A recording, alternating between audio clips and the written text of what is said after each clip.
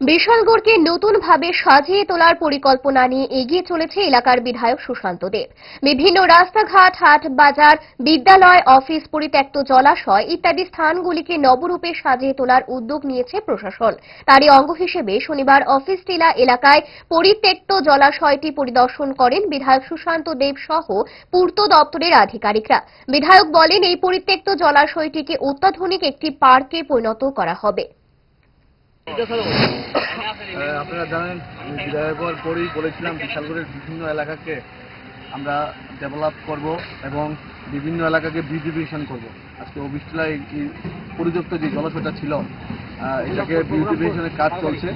আগামী কিছুদিনের মধ্যেই গোটা বিশালগড়বাসী এটা একটা সুন্দর একটা পুকুর বলুন, জলাশয় বলুন, এটা পাবে এবং মানুষ এখানে ওয়াকিং জোন হবে, এখানে বসার জায়গা হবে, মানুষের অবসর সময় বিনোদনের একটা সুন্দর জায়গা এখানে হতে যাচ্ছে। ইচ্ছে করে ডায়েটটা ভুলে রোলটা ফুচকাটা খেতে, কিন্তু মনে রাখতে হবে 5 দশক ধরে গ্যাস, অম্বল ও পেটের সমস্যার একমাত্র সমাধান গ্যাস নল।